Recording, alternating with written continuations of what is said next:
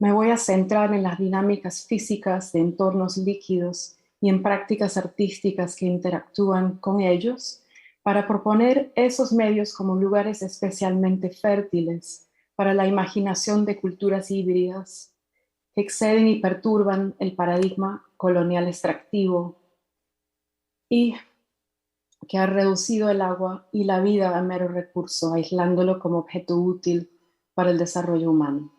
Quisiera proponer que los proyectos que vamos a explorar hoy invitan a generar conexiones más críticas, empáticas y éticas y a través de los cuerpos de agua, cultivando artes de la atención que la antropóloga Anna Singh propone necesarias para atender a los diversos patrones y ritmos con los cuales todos los organismos van creando mundos. A través de las obras de arte que comentaremos, me propongo palpar en ellas dinámicas de sympoiesis, como diría Donna Haraway, donde las interacciones y agencias más que humanas producen los contornos del mundo, impulsos de vida que toman formas mutantes de liquidez y de fluctuación. Vamos a navegar entre caudales, sequías, meandros y cristalizaciones para atender a algunas interpermeaciones en los ciclos de agua más que humanos en los cuales vivimos inmersos, acompañando este paso por ecosistemas y entornos líquidos, desde cuencas industrializadas a los poros de nuestros cuerpos. Voy a centrarme en tres conceptos: hidropoder, ser río y lo hidrocomún, cada uno planteado para abordar un corpus de obras de instalación y de performance. Hundiremos nuestros pies en el barro de un paisaje en sequía que encarna los límites del orden hidráulico de la modernidad industrial. Seguiremos el curso de un río cuyo avance viene con remolinos y repliegues, donde se encuentran en turbulencia voces no humanas, comunidades damnificadas, mitos sumergidos y proyectos de hidroingeniería.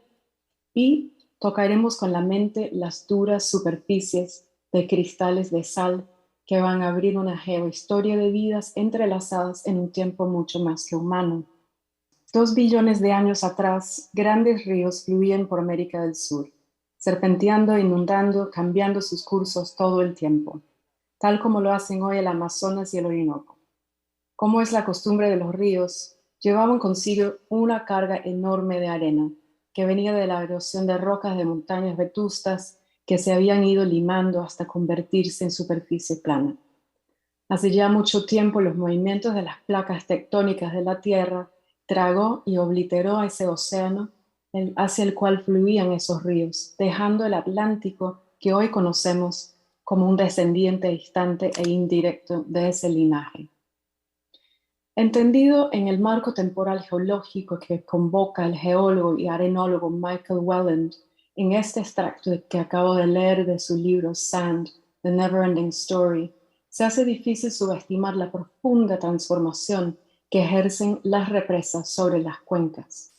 Las represas y sus muros de contención son la antítesis de los ríos, cuyo ontogénesis, para usar un término de George D. Huberman, es la de fluir en intensidades y volúmenes fluctuantes, pero siempre fluir, dejando a sus anchas. Dejado a sus anchas, un río es un escultor que labra topográficamente, irrigando y drenando, excavando y rellenando el terreno por el cual fluye. Lagos, humedales y rocas porosas que almacenan y sueltan el agua son las formas estéticas del territorio e índices de memorias geológicas, ecológicas y culturales de las cuencas. Los registros de subidas y bajadas de los niveles de agua, sus cursos y percursos, dan cuenta de las fluctuaciones de ese fluir que, en palabras de un hidrólogo, sube y baja como el latido de un corazón. Controlar esos latidos fue una clave del desarrollo industrial, un paradigma cuya posición dominante al nivel global marcó el paso de regímenes temporales diversos a una métrica cada vez más controlable de la vida en común.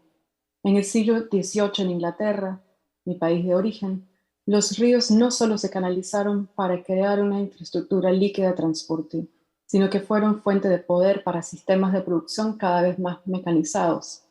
En estos entornos desde el inicio entraron en fricción la supremacía del capitalismo sobre otras vidas, tanto de los cuerpos de agua como de los cuerpos obreros.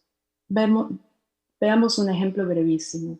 Este reloj que miramos acá del lado derecho se usó en una fábrica de seda en el norte de Inglaterra. En una cara, el tiempo pasa a su ritmo homogéneo de 60 segundos por minuto. En la otra va fluctuando, a veces más lento, a veces más rápido, como el latido de un corazón. La segunda cara marca el tiempo de la fábrica y era determinado por el flujo de agua que pasaba por las máquinas, como la water frame que ven en esta lámina del otro lado, que a su vez determinaba la velocidad de los procesos manufactureros. Si el río bajaba y el agua fluía más lento, el tiempo también se dilataba, pues las máquinas funcionaban también más lentamente. Para los obreros, esto significaba que aunque se había concluido su jornada laboral según la primera cara del reloj, si las máquinas habían ido más lento, los obreros tenían que quedarse hasta cumplir con las metas de producción.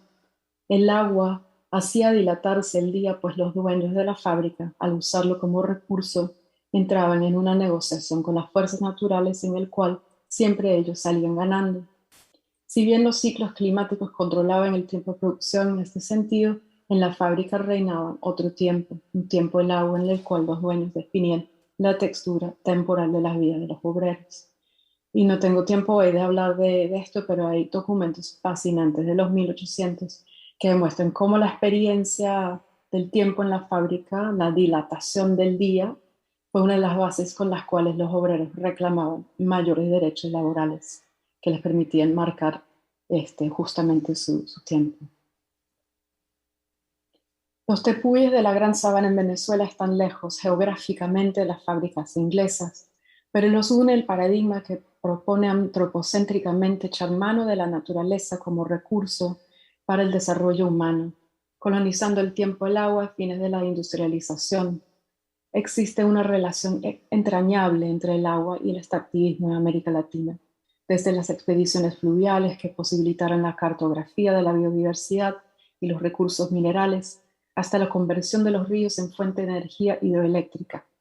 El agua como recurso refleja el paradigma del afán humano por el hidropoder, una colonización de los flujos que se manifiesta en la infraestructura, en el territorio y también en el arte, como vamos a ver hoy. Estos tepuis macizos compuestos por la cristalización de los granos de arena que cargaban esos ríos ancestrales que mencioné al inicio, que nacen los grandes ríos de la cuenca del Orinoco, los mismos ríos que en los años 70 del siglo pasado serían fuentes para la energía que produciría lo que sería para ese momento la central hidroeléctrica más grande del mundo, el Guri.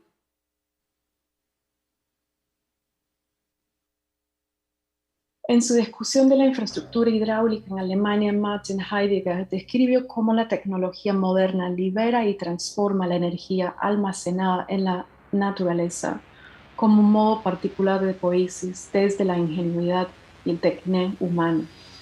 Esto ayuda a explicar el triunfalismo con el cual se celebró la construcción de Guri. Controlado por la represa, el río Orinoco vuelve a ser otro dorado, escribió el intelectual Mariano Piconsalas, con montañas de hierro y recursos hidroeléctricos capaces de transformar a Venezuela entera en una inmensa usina. Las grandes aguas realengas, escribió, ya están pidiendo ser arremansadas.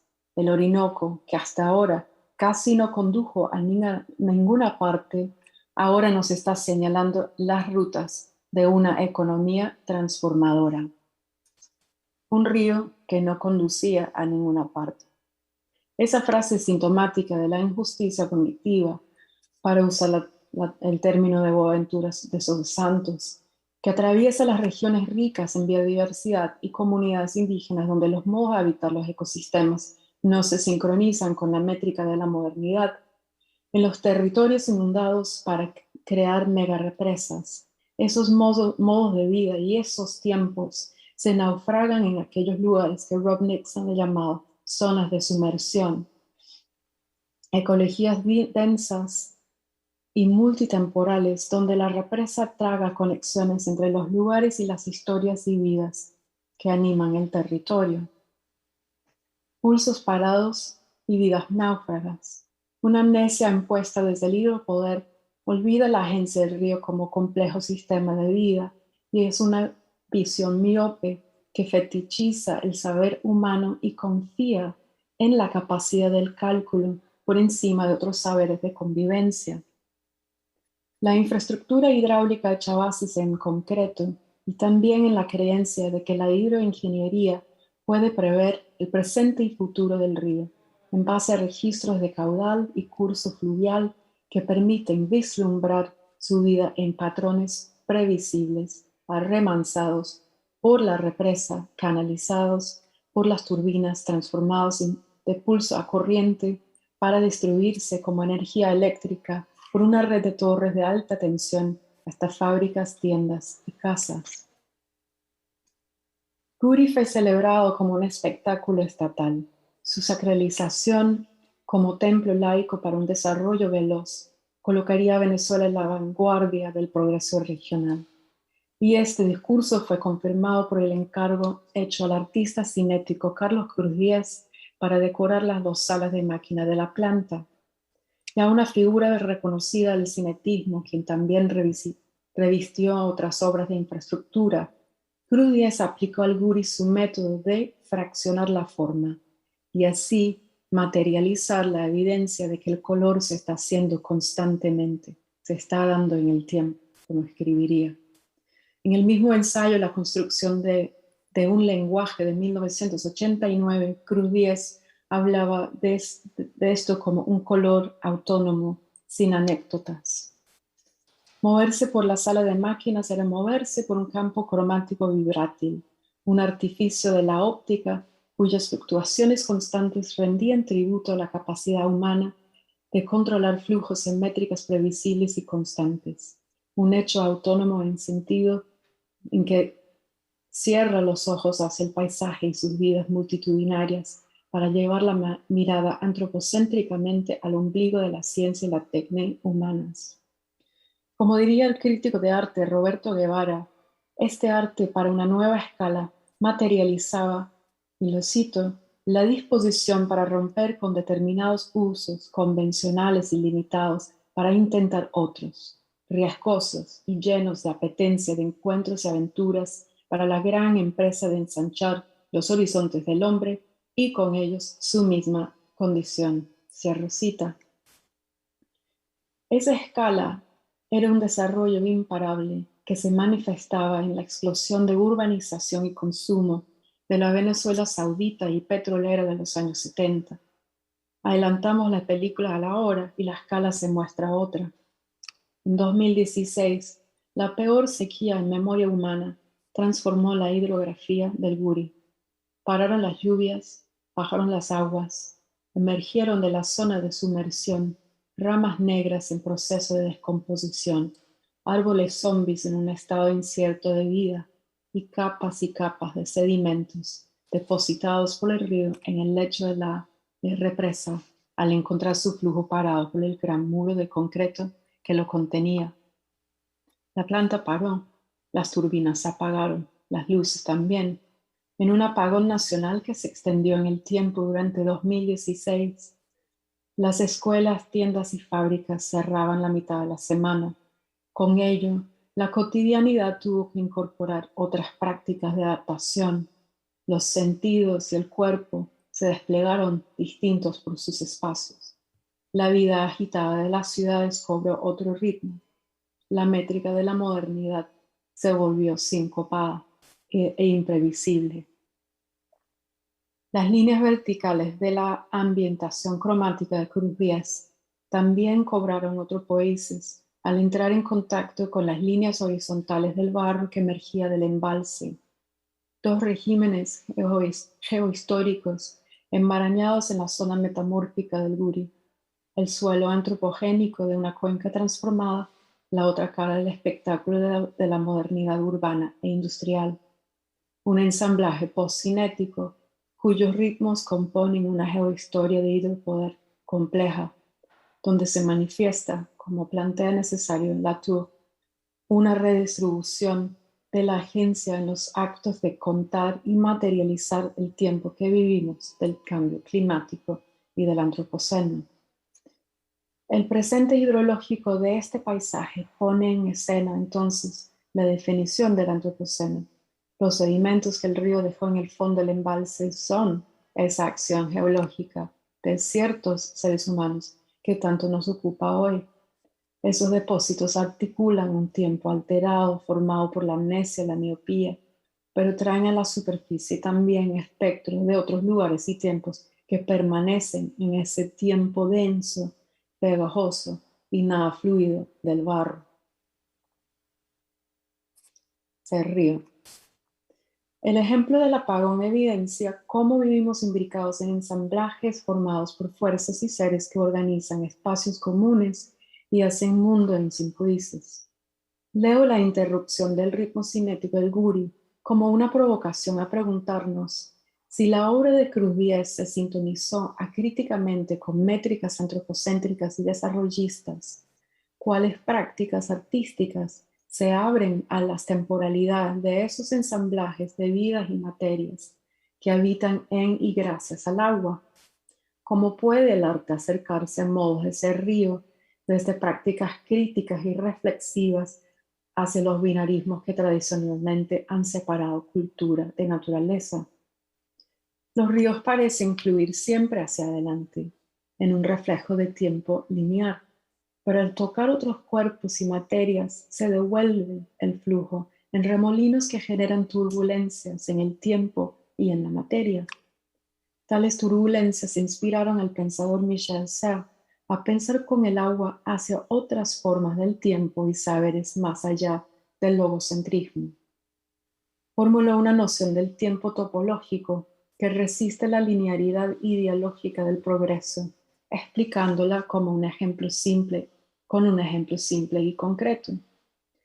Propuso que, si se dibuja una línea en una servilleta y luego una mano la arruga, los puntos que parecían lineares y sucesivos colapsan en zonas de contacto donde pasado y presente intersectan en un tiempo que es, en palabras de Serres, policrónico, multitemporal y que revela un tiempo juntado, gathered, en múltiples pliegues.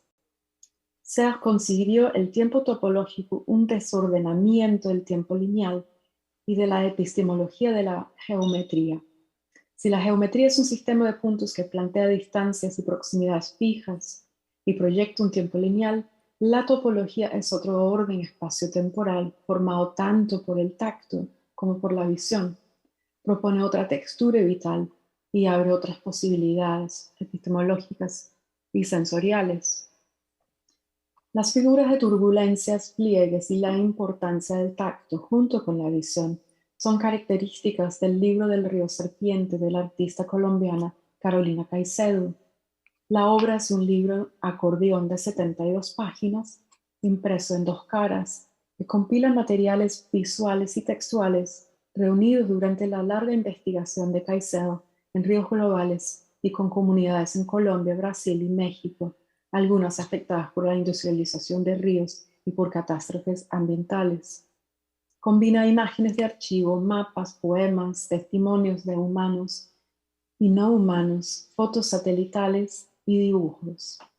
Si los discursos desarrollistas proponen el hidropoder como el sentido y valor máximo de los ríos, como vimos en el caso del Orinoco, aplanando la topografía y convirtiéndola en una serie de cálculos, el libro del río Serpiente junta tiempos diferentes, geografías diversas e historias disidentes e insurgentes desde los pliegues del río y de su geohistoria. Aparentemente el libro se estructura según una lógica lineal de tiempo e ideología. Su forma refleja el curso del río desde su cauce hasta su desembocadura, el final del libro. Sus dobleces permiten meandros y remolinos nada lineales, sin embargo. En estas turbulencias se mezclan cosmologías ancestrales amazónicas, saberes campesinos y afrodescendientes, voces de movimientos sociales, testimonios de animales afectados por proyectos infraestructurales y más, junto también con mapas, planos, fotografías satelitales y documentos corporativos apropiados y recontextualizados que dan cuenta del avance de la construcción de mega represas. Estas mismas estructuras en el libro se presentan fracturadas y colapsadas, haciendo referencia a catástrofes reales con cuyos dolientes Caicedo ha trabajado. El final del libro desemboca en el mar, en un delta donde aparece también la imagen de un jaguar cuya mirada sale de las páginas a un encuentro con los ojos humanos, planteando un reconocimiento interespecies. El libro del río Serpiente puede doblar y desdoblarse desde diferentes puntos de inicio. Su lado de arriba puede convertirse en su lado de abajo y así sucesivamente, desplegando y replegándose. Las dobleces triangulares, además, como la servilleta arrugada de Serre, potencian contactos entre lugares y tiempos, voces y vidas que componen la densa ecología líquida del río, ningún río en específico, que contiene y desborda de las páginas. Esto significa que la linealidad temporal e hidrológica no son supuestos fijos, sino interrelaciones en constante negociación que se performa, en este caso, no solo en los pliegues elegidos en el objeto escultórico, sino en el tiempo y desde el cuerpo. El libro del río Serpiente es un objeto móvil y adaptable. Propone un juego que invita a manipulaciones que cultivan actos colectivos de articulación y colaboración en condiciones imprevisibles, no coreografiadas. Así sucede en las acciones performáticas que convierten a los cuerpos humanos también en ríos no canalizados sino vivos e haciéndose. Los afectos que atraviesan estos actos son, en este sentido, claves. En el modelo extractivo del hidropoder, el agua del río inspira emoción por las formas en que se coloniza como recurso instrumental o bien perdura como ilusión de naturaleza pura. En los movimientos topológicos de los pliegues generados en los performances, en cambio, predomina el juego y la adaptación, el encuentro y la diversidad, la negociación. El manual de uso incluido al comienzo de sus páginas invita esta relación afectiva con el libro río. Este manual de instrucciones aconseja al usuario a activar su cuerpo antes de entrar en el juego, respirando hondo y subiendo los brazos para luego navegar los pliegues. El manual especula sobre potenciales usos del libro que podría servir para permitir al usuario, y lo cito, estar en dos lugares al mismo tiempo. Estar en dos lugares al mismo tiempo es precisamente la condición espacio-temporal topológica que se sugiere puede abrir campo para otros saberes y modos de habitar el mundo. Es estar en más de un lugar al mismo tiempo, dada también la importancia que tienen las cosmologías amazónicas y saberes campesinos en el libro. Evoca también la voluntad de reclamación y recuperación que plantea Silvia Rivera Cusicanqui, quien argumenta que retornar a tradiciones ancestrales posibilita otros tipos de futuro, contornados desde saberes que han sido silenciados por la injusticia cognitiva. Las instrucciones del libro también sugieren que este puede servir, y cito, para hacer a alguien enamorarse, una sugerencia jocosa que recuerda las promesas y ofertas de amarre que estamos más acostumbrados a ver en postes de luz que en libros de arte. Pero hay algo serio en este enamoramiento que recuerda el potencial del encantamiento como apertura a un mundo convertido en recurso por modelos dominantes. Y esta es la idea elaborada por Jane Bennett en The Enchantment of Modern Life.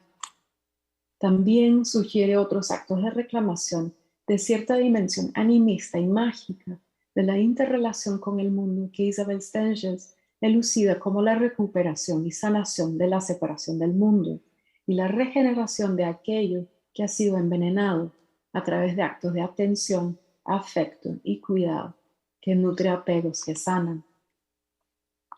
Activado en asambleas comunales y comunitarias por miembros de grupos en los cuales Caicedo ha colaborado, el libro también contribuye desde el arte al activismo que cultiva otros modos de habitar, que resisten modelos desarrollistas que instrumentalizan el medio ambiente, planteando formas de democracia ecológica que toman en serio el agua como un bien en común. El libro Artefacto manipulable y negociable contribuye de este modo a un campo de interrelaciones no tanto de fluidez, sino de viscosidad, porosidades y afectaciones que dan lugar para actuar, sentir y disentir.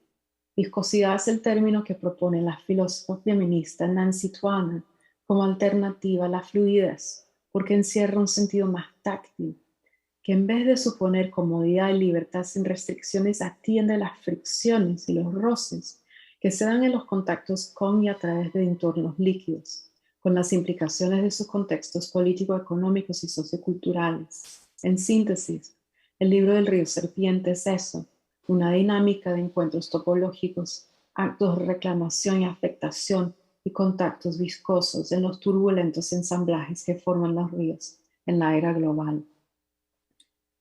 Lo hidrocomún. Si la reclamación pasa por recuperarnos de la separación artificial de cuerpos de agua y de tierra, vale recordar que siempre hemos estado y estamos inmersos. La geohistoria ni comienza sin el agua, la molécula que posibilita la vida en sí. Y aunque las investigaciones recientes sobre el origen de la vida dudan de la teoría de la sopa primordial, siguen postulando que las oscilaciones entre estados líquidos, mojados y secos son claves en la formación de las células que dieron inicio a la biosfera. Reflejo preciso de la Tierra, nosotros también somos 2/3 agua y nuestros cuerpos se articulan mediante el medio acuoso de la fascia, una red semilíquida de comunicación mecánico-metabólica que une piel, hueso, sangre, linfa y células en sincronía simbiótica. En constante movimiento, la fascia es una interfaz sensible y permeable que responde a contactos entre afuera y adentro, creando nuestra experiencia del ahora y del futuro. La fascia percibe contacto con otros en pequeñas olas en sus mares internos, con las que nos movemos, conmocionamos y conmovemos. La experiencia del tacto genera reacción y acción, gesto y hábito, y en esos procesos somáticos, nuestras células líquidas crean respuestas a nuestras interpermeaciones y se adaptan para mantener el homeostasis. Nuestras células líquidas tienen entonces inteligencia, pues aprenden a anticipar futuras alteraciones de ese orden, generando estrategias para retornar al equilibrio.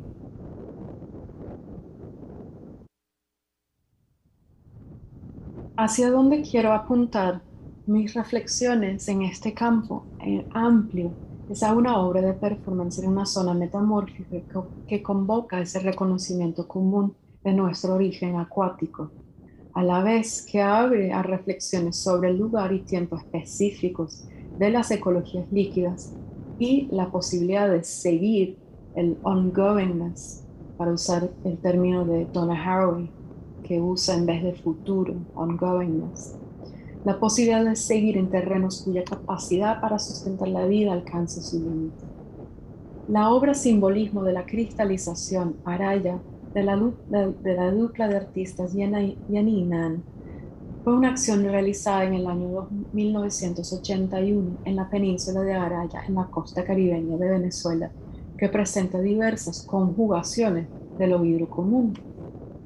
Invita conexiones con el origen de la vida planetaria a través de la sal, una materia que contiene rastros de vida microbial milenaria de una geohistoria de nuestra larguísima evolución.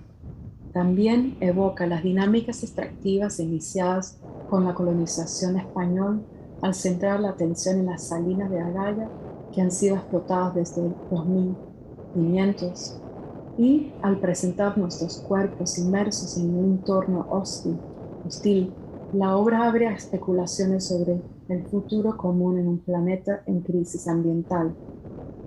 Esta es una investigación en proceso, pero en los minutos que me quedan quiero comentar un poco sobre estas hipótesis iniciales.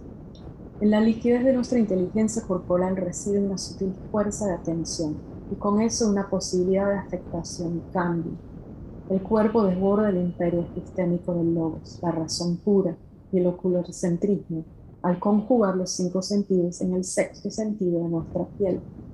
Michel Serres llamó esta membrana porosa nuestro sentido común, figurando la piel como un archivo somático mutante que documenta nuestras relaciones porosas con las afueras y las alteridades, incluyendo los otros no humanos, las bacterias y los microbios que nos habitan.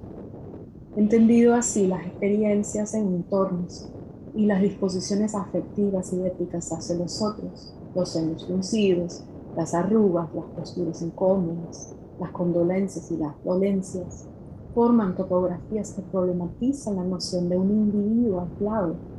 Esa dimensión somática también aplica al territorio, en tanto sus cuerpos de agua y de tierra atestiguan, como lo hacen estos cuerpos también, su metamorfosis constante acorde su interacción con agentes y fuerzas que se acercan a ellos, a veces con violencia, a veces con actos de cuidado.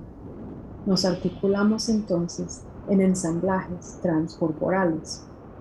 La capacidad de los cuerpos de agua que conviven en los ciclos hídricos de cambiar de estado y regenerarse es clave de la salud ecosistémica. La cristalización, sequía y desertificación son especialmente inhóspitos para la vida en múltiples escalas, y del performance de Jenny Mann desprenden reflexiones sobre esto.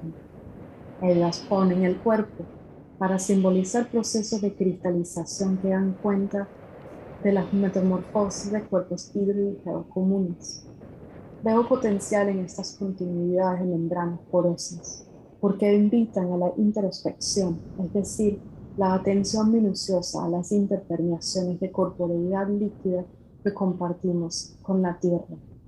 Ellas mismas describieron sus prácticas como, la cito, una especie de diálogo de relación entre el propio medio.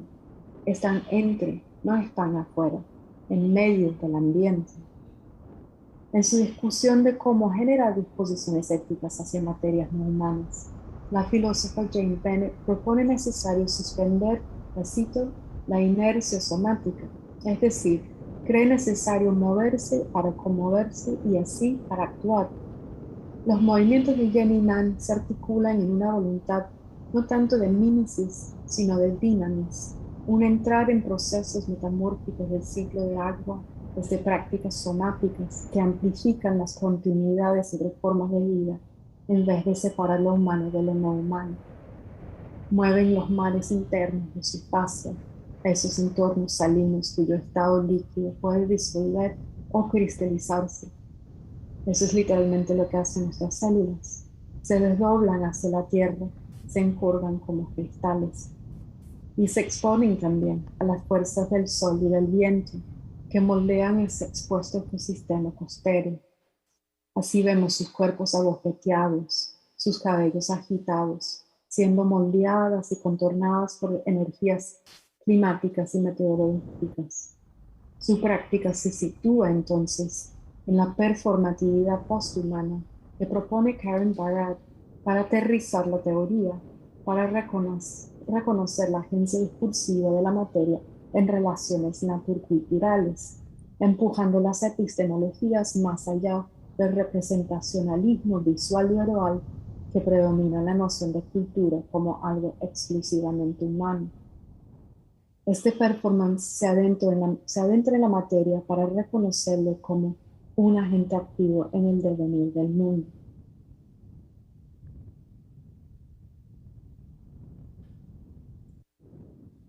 Aquí es la sal que determina la forma del cuerpo y es el viento que lo agita, anima y atraviesa, en negociación con las voluntades de las artistas que se mueven en las salinas. El performance en este sentido conjuga materia hidrocomún en un presente inestable del devenir intraactivo, accionando al arte como un proceso de ser mundo y no como una cosa objeto. Esta condición del arte entonces pone en escena la transcorporeidad del mundo y su proceso de fluctuante devenir en una temporalidad densa, un thick time que estira el entorno hidrocomún hacia los orígenes líquidos de la vida, a la vez que prefigura, a través de los cuerpos expuestos y vulnerables, escenarios presentes e inminentes de dura convivencia. De ahí surgen preguntas sobre cómo movernos y cómo conmovernos de formas más empáticas y cuidadosas en las zonas inciertas del cambio climático. En síntesis, esta obra de Jenny Nan constituye un modo de weathering, una figura que en trabajos recientes las investigadoras Astrid Neimanes y Rachel Levin Walker formulan para pensar los ensamblajes transcorpóreos de un convivir en situaciones climáticas que nos afectan y en entornos de degradación ecológica. Definen weathering como, la cito, una lógica, modo de ser y de venir o de afectarse y diferenciarse que pone a los humanos en relación con el clima más que humano. Se preguntan por las infraestructuras sociales que pueden sostenernos en comunidades solidarias, no desde el lenguaje de la resiliencia, palabra complicada, sino desde la apertura de espacios y modos de compartir la vulnerabilidad. Son esos espacios especulativos que creo que esta obra de Jenny Nan abre como provocaciones oportunas para pensar en lo hidrocomún de cara a los desafíos actuales. La modernidad creó sistemas hidráulicos para controlar las interpermeaciones, pero la salud de los ciclos hídricos ha sido puesta en jaque al reducir el valor del agua a los servicios ecosistémicos que pueden prestar como recurso de infraestructura a los humanos. La falta de bienestar ecológico no solo pide respuestas científicas e infraestructurales, sino aportes interdisciplinarios e intersectoriales. Vivimos un momento crítico que pide cultivar terrenos hidrocomunes, recuperando e inventando saberes y prácticas que honren el agua como conector vital. El concepto del oído común merece mucha más discusión, ya que sus acepciones atraviesan varias disciplinas, desde el derecho, la economía, la biología y la filosofía. Las discusiones alrededor del término en estos campos pasan por la resistencia a la mercantilización de los recursos naturales, la gestión comunal del agua como bien y responsabilidad en común, las afectaciones mutuas de los flujos que circulan en los ciclos de agua en términos tanto biológicos y ontológicos. De mi parte, reconozco que hablo desde un lugar de privilegio en estos terrenos, desde una ubicación geográfica, Inglaterra, que fue justamente el centro de propulsión de los modelos de hidropoder que he esbozado acá. No he podido entrar en contextos específicos, ni en las asimetrías e inequidades que atraviesan las vidas líquidas, que son reflejos de otras formas de justicia social y ambiental, pero sé que muchos otros en este evento sí los están mostrando en detalle.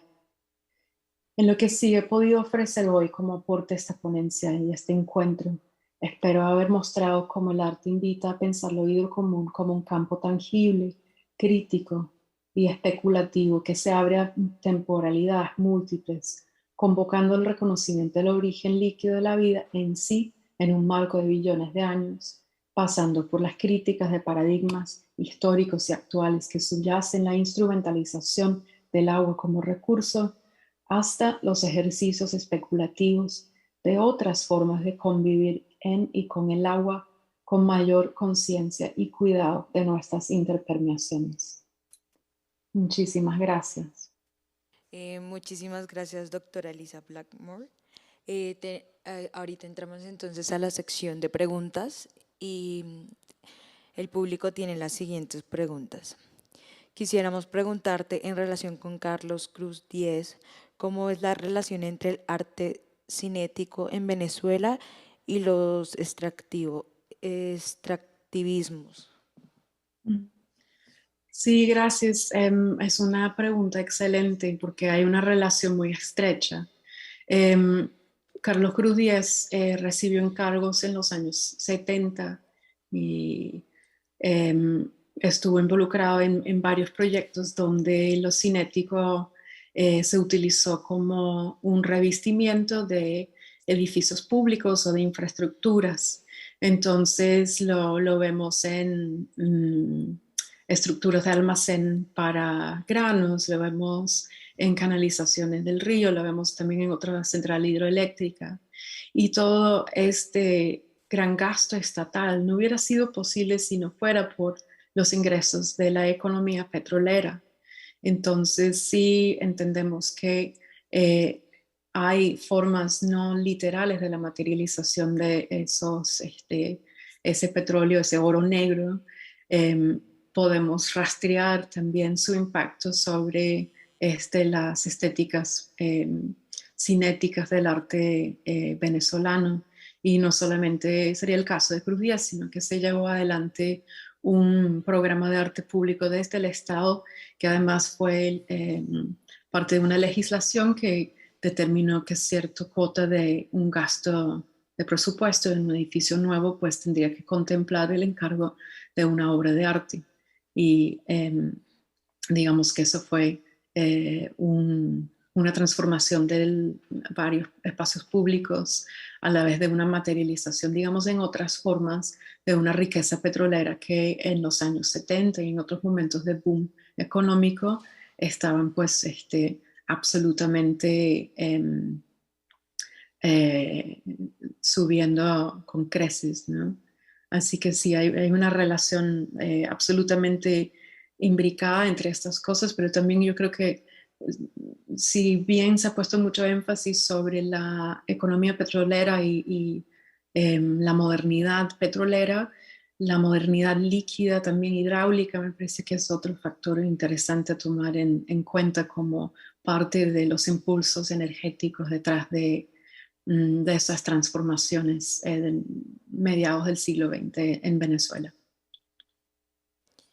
Muchísimas gracias por su respuesta y pues para finalizar la ronda de preguntas y respuestas tenemos la siguiente pregunta. ¿Nos podrías comentar un poco más acerca de Nan y Jen? Es una pareja de artistas sobre los que poco o nada se conoce en Colombia. Mm, sí, total. Es una dupla de artistas que pues trabajaron juntas a finales de los años 70 y comienzos de los 80. De hecho, participaron en la Bienal de Sao Paulo. Hay una obra que quise mostrar, pero por tiempo no les mostré, que consistió en un acto de performance también que se llama Integraciones en el Agua, donde ellas juntaron unos plásticos y llenaron esos plásticos grandísimos con agua y, digamos, accionaron una suerte de nacimiento, digamos, desde ese entorno líquido.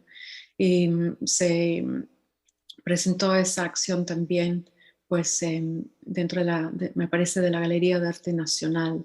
Se ha estado haciendo un trabajo de recuperación de esos archivos de las artistas, como pueden imaginar, por ser obras de performance, muchas veces pues hay que depender de registros documentados en fotografía o bien en vídeo, como vimos ahorita, y están empezando a circular un poco más.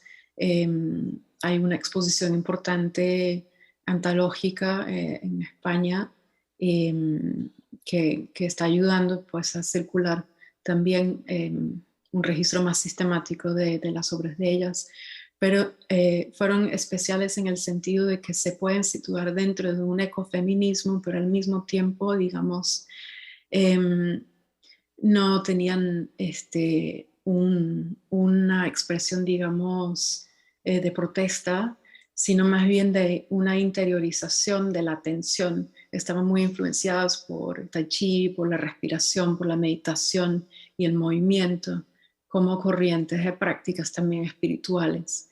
Entonces por ahí hay una cualidad muy meditativa, muy interiorista de sus obras que tal vez no nos invita inmediatamente a pensar en las valencias, las afinidades o las cualidades políticas de su práctica, pero me parece que, sí, que está ahí de una forma muy potente y que pide ser revisado. Muchísimas gracias, doctora Luisa Blackburn, por su intervención, por estar aquí acompañándonos en este evento tan importante para nosotros, por conectarse de Londres, que sé que es un poco complicado, pero gracias por estar presente y muchas, muchas gracias en serio. Un grandísimo gusto, gracias a ustedes y mucha suerte con el resto del encuentro. Muchísimas gracias.